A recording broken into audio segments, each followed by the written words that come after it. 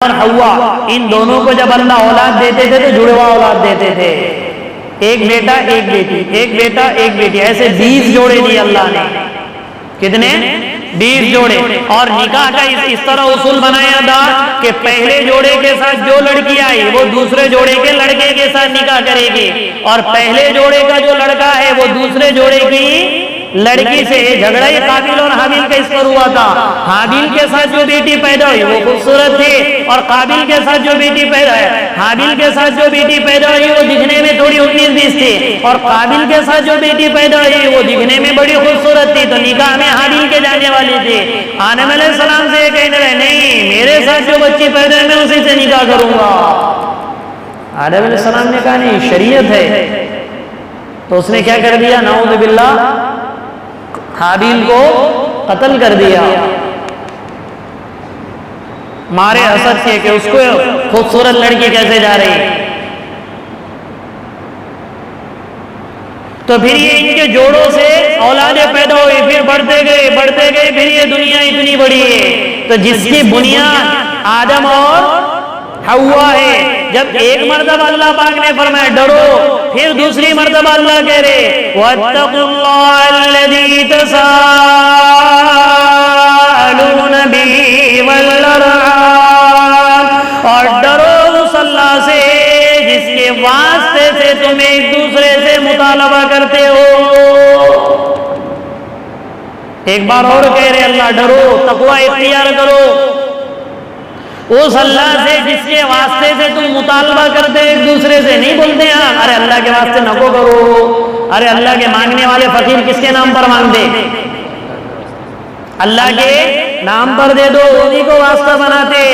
اللہ کہہ رہے ٹھیک ہے، اپنے مفاد کو حاصل کرنے کے لیے، اپنی ضرورت کو پورا کرنے کے لیے جس اللہ کو تم واسطہ بناتے اسی اللہ سے تم ڈرو۔ کوئی مسئلہ اگر کسی کا پیش آ جائے 19 اور 20 ہو جائے تو کیا کہا جاتا ہے اس کو کہ ٹھیک ہے بھائی تو اس کی ماندانا، ٹھیک ہے اس کی وجہ سے ایسا کر، بولتے نہیں بولتے؟ ارے وہ ہے بیچ میں، کم سے کم اس کا تو سوچ۔ اس لیے پھر دوسری مرتبہ اللہ نے فرمایا وَاتَّقُوا اللَّهَ الَّذِي تَسَاءَلُونَ، اور فرمایا وَالْأَرْحَامَ، اور رشتہ داریوں کو توڑنے سے ڈرو۔ اب یہاں پر لانا تھا، اسی لیے اس آیت کو مسنون خطبے میں پڑھنا اللہ کے نبی پڑھا کرتے تھے۔ یہ پڑھتے تھے یا سنے نا خطیبوں سے،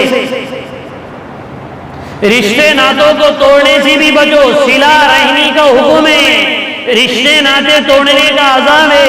اس لیے اللہ کے نبی نے فرمایا لا يدخل الجنت قاطع رحمین، رشتے ناتے توڑنے والا جنت میں نہ داخل ہوگا۔ اللہ نے جب صلہ رحمی کو بنایا تو عرش کے پائے کو صلہ رحمی نے پکڑ لیا اور کہنے لگی اللہ میرے ساتھ کیا فیصلہ کرنے والے ہیں؟ اللہ پاک نے فرمایا سن لے، من وصلہ وصلنی اللہ، من قطعہ قطعہ اللہ، جو تجھ کو جوڑے گا اللہ اس سے جڑے گا، جو تجھ کو توڑے گا اللہ اس سے ٹوٹ جائے گا۔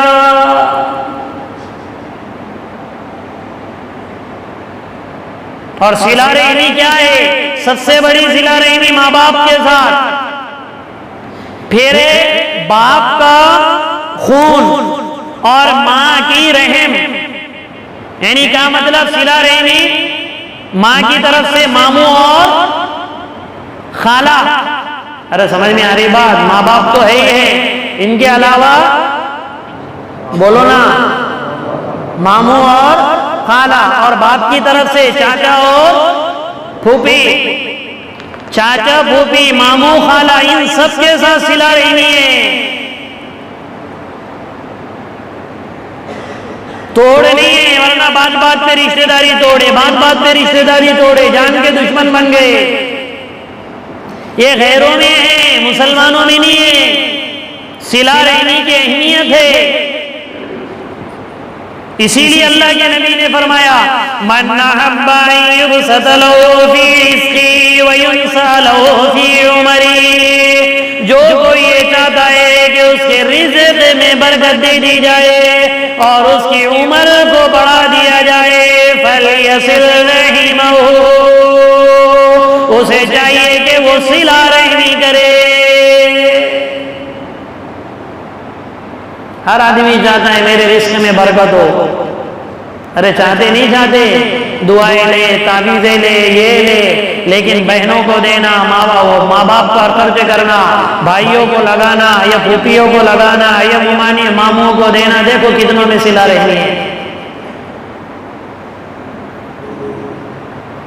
کچھ بھی ہو جائے صلہ رحمی ہم کرتے رہے. اسی لیے اللہ کے نبی نے فرمایا کہ جو رشتہ توڑے، اگر تم صلہ رحمی کر کے اس سے رشتہ جوڑو گے تو تم یقیناً جنت میں جاؤ گے، کیونکہ بہت بڑا مجاہدہ ہے. میرے بھائی سے نہیں جم رہی ہے، میری بہن سے نہیں جم رہی ہے، ماموں، خالہ، چاچا. اور یہاں 10 پارے پڑھنا آسان ہے، وہاں جا کے صلہ رحمی کرنا بہت مشکل ہے.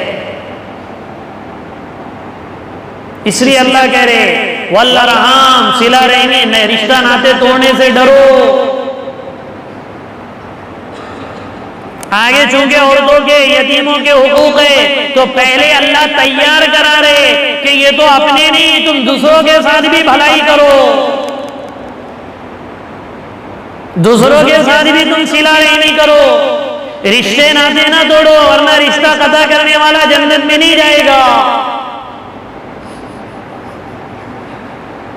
یہ صلہ رحمی نے اللہ کے عرش کے پائے کو پکڑ کر مانگا اللہ سے.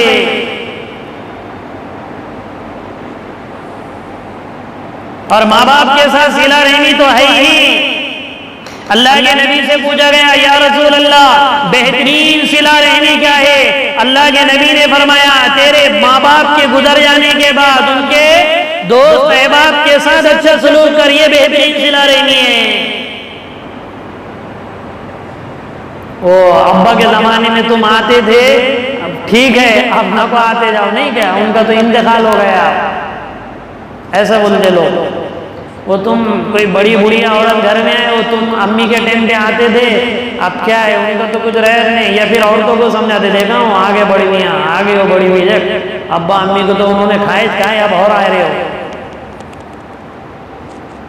بے وقوفوں کو یہ بھی پتہ نہیں کہ بڑی نہیں کی اللہ کے نبی نے فرمایا ان کو کھلانا پلانا بڑی صلہ رحمی ہے. یہ ماں باپ کا حق بتایا کہ ان کے ساتھ دوستوں کا بھی اتنا اکرام ہے تو ماں باپ کا کتنا حق ہے.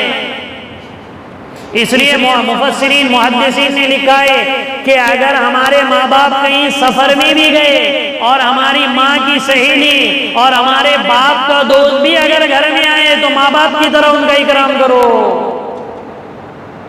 اگر سفر میں بھی اگر گئے ہیں تو انتقال ہو گیا تو پھر تو بڑی یہ ہے صلہ رحمی. کتنے ایسے لوگوں کو یہ کہتے تھے سنا گیا کہ ابا کے دوست مر گیا، دماغ خراب ہو گیا ان کا، کب تک ان کو سنبھالنے کا؟ کبھی بھی آنے دے 2 روپے نکالو ان کو. ابا کے ٹائم میں تھے پونچھ بستی گئے، ابا کو چورے انہوں نے، اب ہمارے کو بھی چورنے آ رہے کیا؟ ایسے باتیں کرتے لوگ. امی کے ٹائم آتے تھے، امی بھولے بھالے تھے، ایڑا بنا کے کھاتے تھے ان کو، اب اور آ رہے کیا؟ ارے اپنی ماں اور باپ کے ساتھ اگر صلہ رحمی چاہتے تو ان کی خیر خیریت لو. بہترین صلہ رحمی فرمایا اللہ کے نبی نے من ابر الصلۃ، بہترین صلہ رحمی حضور نے فرمایا ہے کہ ماں باپ کے غائب ہونے کے بعد چاہے انتقال کر جائے یا سفر میں جائے، ان کے دوستوں کے ساتھ حسن سلوک کرو.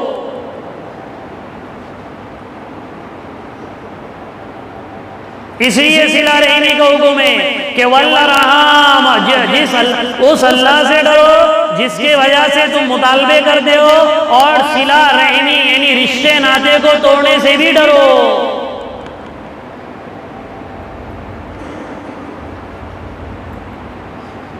ان اللہ کان علیکم رقیبا، اللہ نے فرمایا یقیناً اللہ تم پر نگران ہے. یہ مت سمجھو، رقیب کہتے ہیں ہمیشہ دیکھنے والے کو. اللہ ہر آن ہر موڑ پہ اللہ دیکھ رہا ہے، اس لیے ہر حال میں اللہ سے ڈرو. کیمرہ لگ گیا کبھی آدمی کا تو کتنا گھبراتا ہے، نہیں کیمرہ لگا اسکولوں میں، کالجز میں، مدرسے میں یا گھر کے باہر تو چور بھی چوری کرنے سے ڈرتا ہے. کیوں کہ کیمرے میں آ جائیں گے. ان اللہ کان علیکم رقیبا، اللہ کہہ رہے اللہ تم پر نگران ہے، دیکھ رہا ہے اللہ تم کو، تمہاری رات کو، تمہارے دن کو، تمہارے معاملات کو، تمہارے معاشرت کو، تمہارے اخلاقیات کو، تمہاری عبادات کو، تمہارے عقائد کو، تمہاری زندگی کے ہر اونچ کو، تمہارے سر کے پیر سے، سر کے بال سے لے کے پیر کے ناخن تک جو بھی تم کر رہے ہو، جیسا کر رہے، جہاں کر رہے، اللہ کی نگرانی میں کر رہے ہو. اس لیے اللہ سے ان اللہ کان علیکم رقیبا، جب یہ 2-3 مرتبہ اللہ سے اللہ نے ڈرایا، تب جا کے اللہ نے یتیموں کی بحث چھیڑی آگے. وَآتُوا الْيَتَامَىٰ أَمْوَالَهُمْ وَلَا تَتَبَدَّلُوا الْخَبِيثَ بِالطَّيِّبِ. واقعہ یہ ہوا تھا کہ غطفانی اپنے بھتیجا، یتیم بھتیجا تھا، تو ایک غطفانی مسلمان اس کا مال اسے دے نہیں رہا تھا، تو اللہ کے نبی کے پاس اس کی شکایت آئی. اور بعض روایتوں میں یہ ہے کہ مال تو دے رہا تھا لیکن کھوٹے سکے اپنے اس کو دے رہا تھا اور اس کے اچھے سکے اپنے پر. یتیم تھا، بھائی کا انتقال ہو گیا تھا، مال و دولت چھوڑ کر مرا تھا، تو یتیم کس کی کفالت میں آ گیا تھا؟ بھائی کی. تو یہ شکایت اللہ کے نبی کے پاس پہنچی، تب اللہ نے قرآن کی آیت اتاری وَآتُوا الْيَتَامَىٰ أَمْوَالَهُمْ، تم یتیموں کو ان کا مال دے دیا کرو، وَلَا تَتَبَدَّلُوا الْخَبِيثَ بِالطَّيِّبِ، اور گندے مال کو پاکیزہ مال کے بدلے میں تبدیل نہ کرو، وَلَا تَأْكُلُوا أَمْوَالَهُمْ إِلَىٰ أَمْوَالِكُمْ، اور ان کے مالوں کو اپنے مالوں کے ساتھ ملا کر نہ کھاؤ، اِنَّهُ كَانَ حُوبًا كَبِيرًا، یقیناً یہ بڑا گناہ کبیرہ ہے. شروع میں یہ بات بتائی گئی آپ کو کہ اسلام آنے سے پہلے کتنے طبقوں پر ظلم ہوتا تھا؟ 3، اس میں سے ایک یتیم بھی ہے. مر گیا، اس کی جائیداد ہڑپ کر دی. اور قریش مکہ میں یہ عادت تھی کہ اگر کوئی مر جاتا اور واقعی میں اگر وہ لڑکا ہے تو دیکھتے کہ اس کا پیسہ کتنا ہے، کیا ہے، تو عدل بدل کر دیتے. اور اگر لڑکی ہے اگر خوبصورت ہے تو مال دوسروں کے وہاں نہ جائے، اسی سے نکاح کر لیتے تھے. بھائی تو مر گیا، اب لڑکی ہے اس کی، پہلے تو بچتے ہی نہیں تھے، اللہ ماشاءاللہ کبھی بچ گئی تو، اور اگر وہ اس میں ہے اور اس کی جائیداد میں اگر پیسہ وغیرہ ہے تو یہ سوچتے تھے کہ بھئی یہ جائیداد تو دوسرے کو جائے گی، اگر اس کا نکاح کہیں اور کرے، اسی سے نکاح کر دیتے. اور اگر خوبصورت نہ ہو تو اس کے مال اور جائیداد کو اپنے مال میں ملا دیتے تھے، تجھے دیں گے، تجھے دیں گے، تجھے دیں گے کر کے اس کا شادی کہیں اور سے کرا دیتے. کہتے شادی کرا دیا نا، بس ہو گئے نا.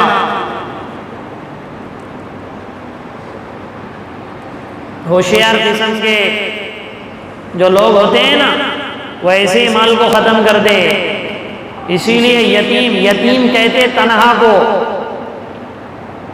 کس کو کہتے ہیں؟ جس کا باپ نہ ہو اور وہ بالغ نہ ہوا ہو بچہ، جس کو یتیم کہتے شریعت میں.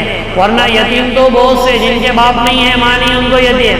انسانوں میں یتیم اس کو کہتے ہیں جس کا باپ نہ ہو، اور جانوروں میں یتیم اس کو کہتے ہیں جس کی ماں نہ ہو.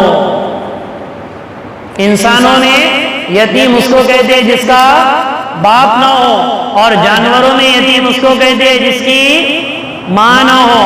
اور اسلام میں یتیم اس کو کہتے ہیں جس کا باپ اپنے بچے کے بالغ ہونے سے پہلے ہی مر جائے. بالغ ہو گیا تو یتیمی ختم ہو گئی.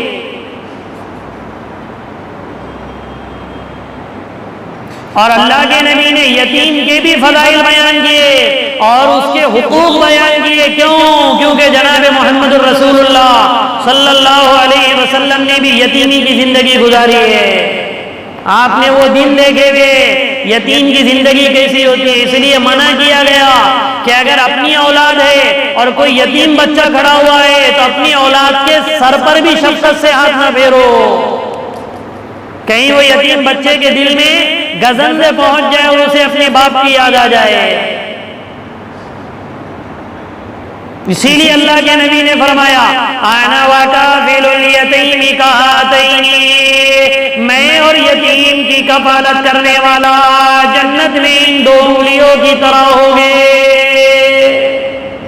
واشار بسبابتین، اور دو انگلیوں سے اللہ کے نبی نے اشارہ فرمایا یہ اتنا قریب میں اور یتیم کی کا. اس لیے جتنے بھی یتیم خانے بنے یہ سب اسلام کے آنے کے بعد بنے، ورنہ اسلام سے پہلے یتیم کو سنبھالنے کا تصور ہی نہیں تھا. باپ مر گیا تو ساری قوم یہ سمجھتی تھی چلو لے لو چلو لے لو چلو لے لو مال. اچھی لڑکی ہے نکاح کر کے مال لے لے گے، بری لڑکی ہے مال تجارت میں لگا دے گے، اس کا نکاح کر دے گے کہیں اور. یتیمی کی زندگی دیکھی اللہ کے نبی نے. اس لیے یتیموں کے احکام قرآن میں بہت جگہ آئے ہوئے، اس میں اس صورت میں بھی بار بار آئے.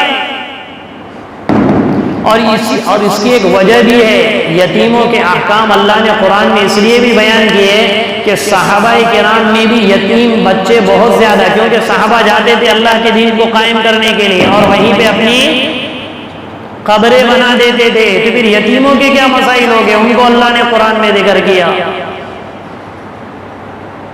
ہمارے یہاں اکا دکا کبھی ہوتا ہے، اس سے ہوا اس سے ہوا، کون جاتا ہے امریکہ، کون جاتا ہے برازیل، کون وہاں، کس کی تمنا بھی نہیں ہوتی قبر. جماعت میں بخار آئے گا تو گھبرا کے گھر کو آ جاتا. تو یتیموں کے احکام اس وجہ سے بھی بیان کیے گئے کہ صحابہ جاتے تھے تو واپسی کی امیدیں کم ہوتی تھی، تو اب اس کے احکام آتے تھے. علامہ سید سلیمان ندوی رحمۃ اللہ علیہ نے لکھا ہے اسلام کے آنے سے پہلے یتیمی کا کوئی چیپٹر نہیں تھا دنیا والوں میں. یہ اللہ کے نبی نے آ کر بتایا، تب جا کے یتیم خانے، اناتھ آشرم اور دارالیتامہ وغیرہ بننے لگے. اس لیے جو مدرسہ میں یتیم بچے پڑھتے ہیں، ان کی جو کفالت کرتے ہیں نا، کفالت کا مطلب یہ ہوتا کہ بھئی کوئی یتیم بچہ ہے، چلو میں اسے حافظ قرآن بنا دوں گا تو اس کی فیس میں ادا کروں گا. ایسا کیا کرو. اگر اپنے یہاں پر کوئی نہیں ملتا ہے، کوئی بات ملتا ہے تو بڑی اچھی بات ہے، ورنہ شیطان دماغ میں ڈالتا ہے یتیم ہے تو مستی میں آیا ہوا ہوگا. ہاں الگ بات ہے، باپ نہ ہونے سے تربیت نہیں ہوتی اولادوں کی. لیکن اللہ کے نبی کے ساتھ حشر ہونے میں کیا ہم یہ نہیں کر سکتے؟ یتیم کا خیال رکھا جائے، اس کے کپڑوں کا، کھانے پینے کا، رہائش کا. اس لیے جو عرب وغیرہ کی سوسائٹیاں ہوتی ہیں نا، بڑے بڑے بناتے دارالیتامہ، یعنی کیا مطلب وہ باقاعدہ بلڈنگیں بنا بنا کر دیتے کہ ان میں یتیموں کو رکھا جائے. کیا اجر پاتے ہوں گے وہ؟ ارے سمجھ میں آ رہی بات؟ یہ کیوں یتیموں کی کفالت کا مسئلہ؟ کیونکہ ان کی حق طلبی ہوتی تھی، اس لیے قرآن نے حکم دیا یتیموں کو ان کا مال دو. کب؟ جب کہ وہ بالغ ہو جائے. بعض مرتبہ ایسا ہوتا تھا کہ یتیم ہوتے تھے، ان کا مال تجارت میں لگاتے تھے، جیسے یہ یتیم بڑے ہو جاتے تھے تو کیا کہتے تھے، نہیں ابھی مال اٹکا ہوا ہے، نہیں ابھی مال، کیونکہ نیتیں بدل جاتی تھی. پیسے کو دیکھ کے اچھوں کی نیت بدل دی. جس طریقے سے عورت کو دیکھنے سے اچھوں کی تصویر کے دانے جلدی جلدی اسپیڈ میں جانا شروع ہوتے بغیر سبحان اللہ کے، تو اسی طریقے سے پیسوں کو دیکھ کے کیا علم والے، کیا دین والے، کیا حاجی، کیا نمازی، کیا تبلیغ والے، سب کے نیتیں خراب ہوتے. اللہ ماشاء اللہ 5 انگلیاں برابر نہیں ہوتی. تم سب اچھے ہوں گے، میں میری بات کر رہا. اللہ ماشاء اللہ پیسوں کو دیکھ کے، عورت کو دیکھ کے اچھوں کی تصویر کے من کے ٹوٹ جاتے. تو جب ان کا یہ معاملہ ہوتا کہ جب یہ جوانی کی دہلیز پہ قدم رکھتے تو یہ باتیں بنانا شروع کر دیتے. دیکھو مال اگر کسی کو دو تو لگانے کے لیے، یا پھر کسی پر ہو تو دیکھو کیسے چکر میں ڈال دے، نہیں ایسا نہیں ویسا، نہیں وہ ہوا نہیں وہ ہوا، ابھی وہ باقی ابھی یہ باقی. وَآتُوا الْيَتَامَىٰ أَمْوَالَهُمْ اور یتیموں کو ان کا مال لو، ولا تتبدلوا الخبیث بالطیب، اور خبیث کو پاکیزگی کے بدلے نہ بدلو۔ یعنی مطلب اگر کسی یتیم کا تمہارے پاس اچھا مال ہے تو تم وہ اچھا مال رکھ کے اسے خراب مال نہ دو۔ یہ تو ہر ایک کے لیے حکم ہے، خالی یتیموں کا حکم نہیں ہے۔ لیتے ٹائم اچھا، دیتے ٹائم برا، ایسا نہ ہو۔ اور پھر مال کے کھانے کی باری، وَلَا تَأْكُلُوا أَمْوَالَهُمْ إِلَىٰ أَمْوَالِكُمْ، اور اپنے مالوں کو ان کے مالوں کو تمہارے مالوں کے ساتھ ملا کر نہ کھاؤ۔ اسی لیے شریعت نے حکم دیا کہ اگر کوئی یتیم کا کفیل ہے، یعنی وہ ذمہ داری لیا ہے میں اس کی پرورش کروں گا، تو اس کی بہتر یہ ہے کہ اس کی پرورش تو کرے لیکن اس کے مال میں سے کوئی حصہ نہ لے۔ جیسے مثال کے طور پہ بھائی کا انتقال ہو گیا، بہن کا انتقال ہو گیا، اس نے جائیداد چھوڑی، سب کچھ چھوڑا، اور وہ بچے ابھی چھوٹے چھوٹے ہیں، تو بھائی ہے یا بہن ہے یا کوئی دوسرا، آپ اگر اس کے ذمہ دار بنے تو اس کے پیسے کو، اس کی چیزوں کو ایسی جگہوں میں لگاؤ جو اس کے مفاد کے لیے ہو۔ جیسے مثال کے طور پہ بچے چھوٹے، اس نے 1 لاکھ روپے چھوڑ کر مر گیا، اب وہ 1 لاکھ روپے ویسے کے ویسے رکھے گئے تو بالغ ہونے کے بعد وہ 1 لاکھ روپے 1000 روپے ہو جائیں گے۔ آج سے 50 سال پہلے 1000 روپے کی جو قیمت تھی وہ آج ہے؟ ارے بھائی ہے کیا؟ تو آپ کیا کیا جائیں گے؟ وہ یتیم کا پیسہ تو ہے، تو اب اس کو ٹرن اوور کیا جائیں گا اس کے نفع کے لیے، اس کو پیسے کہیں پر لگا کے بڑھائے جائیں گے، یا ایسی چیز لی جائے گی جس سے آگے جا کر اس میں نفع ہی نفع ہو اس کے لیے، اور وہ اس کا مال ایسی جگہوں پر خرچ کیا جائے گا جس سے اس کے جان کا تحفظ ہو، مال کا تحفظ ہو۔ وہ اگر بیمار پڑ گیا، بہتر تو یہ ہے کہ تم اپنا پیسہ لگاؤ ذمہ دار، اور تم نہیں لگا سکتے تو پھر اس کے مال میں سے لگاؤ۔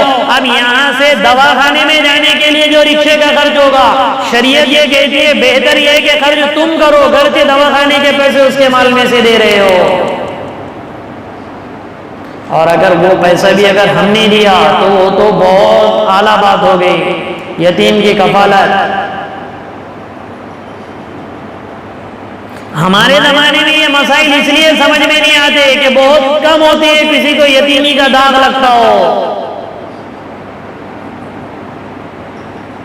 اس لیے اللہ نے فرمایا وَلَا تَأْكُلُوا أَمْوَالَهُمْ إِلَىٰ أَمْوَالِكُمْ، ان کے مالوں کو تمہارے مالوں کے ساتھ ملا کر نہ کھاؤ۔ اگر کھائیں گے ایک معمولی لقمہ بھی چلا جائے، إِنَّ الَّذِينَ يَأْكُلُونَ أَمْوَالَ الْيَتَامَىٰ، اللہ نے فرمایا جو یتیموں کا مال کھاتے ہیں وہ اپنے پیٹ میں انگار بھرتے ہیں۔ ایک لقمہ تو جا رہا ہے مگر وہ لقمہ نہیں جا رہا ہے، آگ کا انگارہ پیٹ میں جا رہا ہے۔ اور فرمایا إِنَّهُ كَانَ حُوبًا كَبِيرًا، یقیناً یہ بہت بڑا گناہ ہے۔ صرف کبیرہ نہیں کہا اللہ نے، حوباً، حوب کہتے ہیں یعنی جیسے 10-12 بیٹھے ہوئے تو 10-12 میں جو سب سے طاقتور ہے بولیں گے یہ طاقتور ہے، ایسے بڑے بڑے گناہوں میں بڑا گناہ ہے یہ۔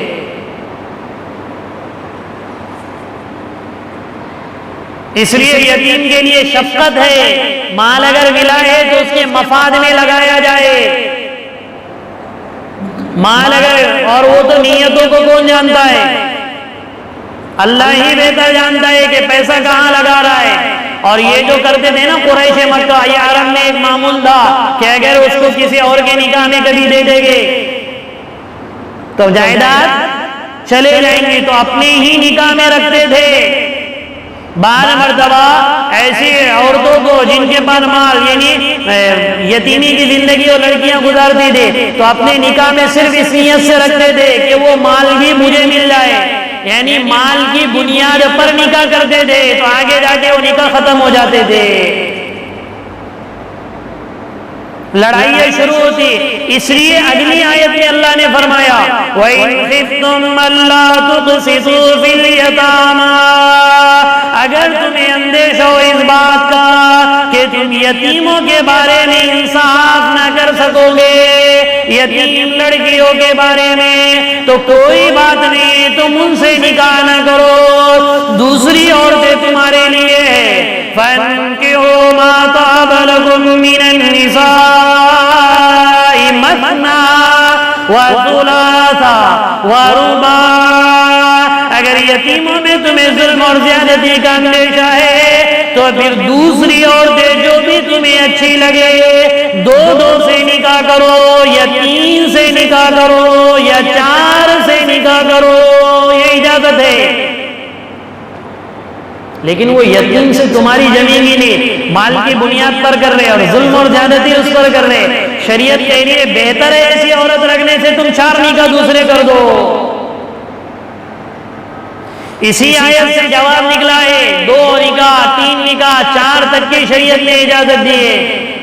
تعدد ازواج، ایک سے زائد نکاح، اگلی آیتوں میں اس کا تذکرہ ہے، اس کو انشاءاللہ آئندہ ہفتے تفصیل سے بیان کیا جائے گا تاکہ 2-3 نکاح کرنے آسان ہو جائے. اس کے فوائد بسم اللہ الرحمن الرحیم اللہم لک الحمد کلہ لک الشکر کلہ لک الثناء کلہ بیدک الخیر کلہ انک علی کل شیء قدیر. یا رب صل وسلم دائما ابدا علی حبیبک خیر الخلق کلہم. اللہم اهدنا واهد بنا واهد الناس جميعا. اللہم اکفنا بحلالک عن حرامک واغننا بفضلک عمن سواک. اللہم الہمنا مراشد امورنا واعذنا من شرور نفوسنا من سیئات اعمالنا. اللہم انا نعوذ بک من الفتن ما ظهر منها وما بطن. وصلى الله تعالى على خير خلقه محمد وعلى آله وأصحابه أجمعين برحمتك يا أرحم الراحمين.